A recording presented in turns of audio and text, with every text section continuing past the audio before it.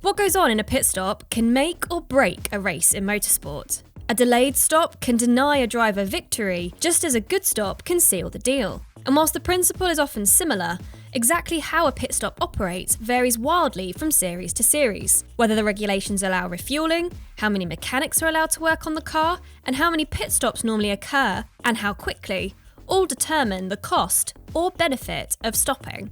Here's a rundown of how many of the biggest series do it, and the effect that pit stops can have on the race itself. NASCAR has some quite strict rules surrounding pit stops.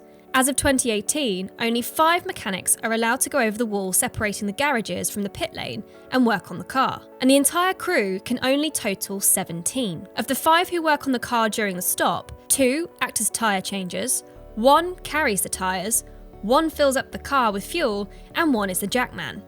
With such a minimal team, first the right tyres and then the left must be changed, which is quite time-consuming, as each wheel contains 5 lug nuts, rather than F1's 1.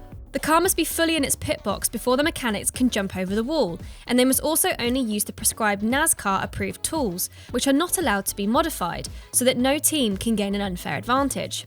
If the driver does not park in the right spot, or if they drive off before all the used tyres are brought back over the wall, time penalties will be incurred. For a car to be refueled and all 4 tyres changed, a good stop is around 12 seconds long. NASCAR teams often recruit ex-professional or college-level athletes as the mechanics who perform the pit stops so that they have the strength, stamina, and agility to perform the stop as quickly as possible. For 2020, the Xfinity Series and Truck Series races that do not accompany the Cup events will have different, more complicated rules surrounding pit stops, designed to create different restart scenarios and promote a level playing field. There are only 8 crew members, with 6 that are allowed to go over the wall, and under the green flag, only fuel can be added during a pit stop. Under yellow flags, drivers won't lose position when pitting, as long as it's completed during the designated time period. During this time, teams can add fuel and change 2 tyres per stop on ovals, and on road courses, teams can add fuel or change 4 tyres. At the restart, the cars line up in order of those that did not pit, then those that pitted once, pitted twice, and finally cars that are under penalty. Performing services on the car at the wrong time results in a 2-lap penalty. Like NASCAR, IndyCar teams are also restricted in the number of crew members they are allowed to send over the wall, with only 7 crew members working on each car, 1 filling up the car with fuel, 4 changing the tyres, an aeroscreen attendant, and someone operating the pneumatic air jack system to lift the car up. The aeroscreen attendant can only work on the car when the rear tyres are elevated and must immediately go back over the wall when their task is complete. The pit crew is allowed to go over the wall 1 lap before the car comes in to get set, and even with the limitation on number of crew members, a typical stop where all 4 tyres are changed and approximately 84 litres of fuel is added takes under 10 seconds. F1 pit stops differ from their American counterparts in 2 significant ways. Firstly, refueling has been banned in F1 since 2010 on both safety and financial grounds. Without refueling, pit stops are quicker and safer, with less risk to the driver or the mechanics. The other key difference is that there are usually 20 mechanics working on a car during a pit stop, again, speeding up the tyre changing process. Each wheel has 3 mechanics assigned to it, 1 with the wheel gun, 1 to take the tyre off, and 1 to put the new tyre on.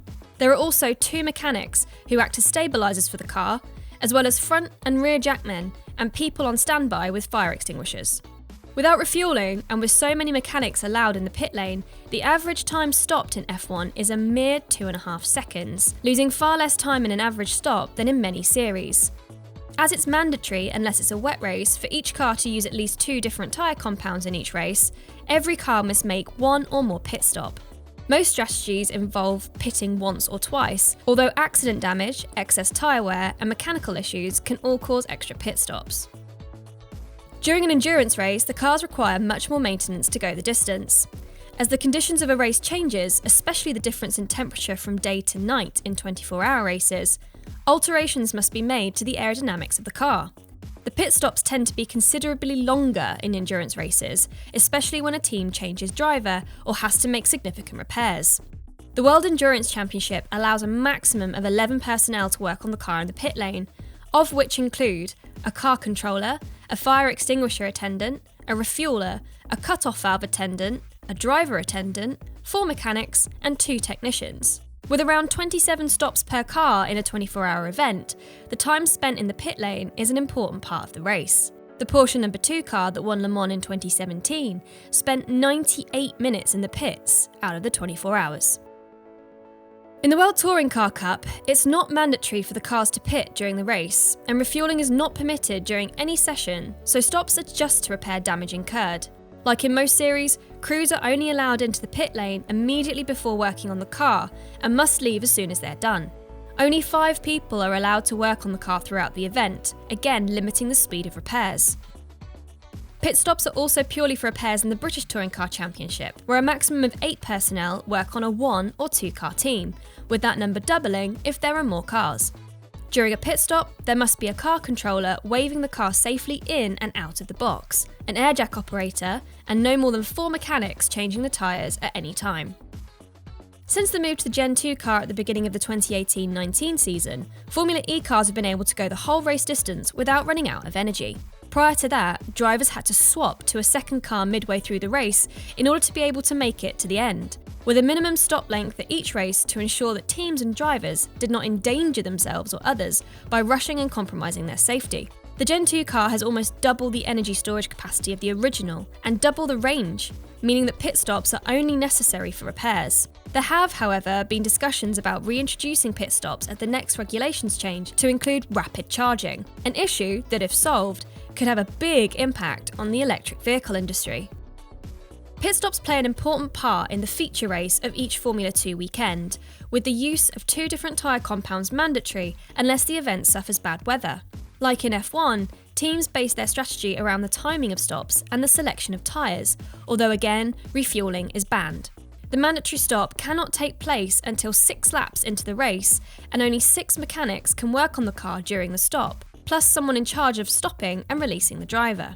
A 5-second pit stop is regarded as good, making F2 stops a couple of seconds longer than in F1, but with significantly less personnel involved. While Formula 3 are also allowed only 6 people working in the pit lane, the teams in that series are only allowed to change tyres during the race if there is a clear safety reason for doing so, such as in the case of damage or a puncture. While MotoGP riders don't routinely stop during a race, they can come in to swap to a bike setup with the wet weather tyres if the weather conditions change. This, however, is a relatively rare occurrence, so both the mechanics and riders are not as polished as it is in some other series, although teams are given time to practice bike swaps each race weekend. Only 5 mechanics are allowed in the pit lane during bike swaps, although 8 are allowed for practice sessions and 6 for qualifying when pit stops are frequently made to tweak the bikes. Pit stops don't occur in rallying in the traditional sense, but like in circuit racing, there are opportunities for the cars to be checked over by the team and for repairs to be made. The cars return to the service park several times a day across the event, with usually a 15-minute service first thing in the morning, 40 minutes at the midday break, and 45 minutes at the end of the day. Teams are limited to this much interference, with the driver and co-driver being left to make whatever repairs they can during the rest of the day on the go. This means that the crews must be competent mechanics as well as drivers or co-drivers.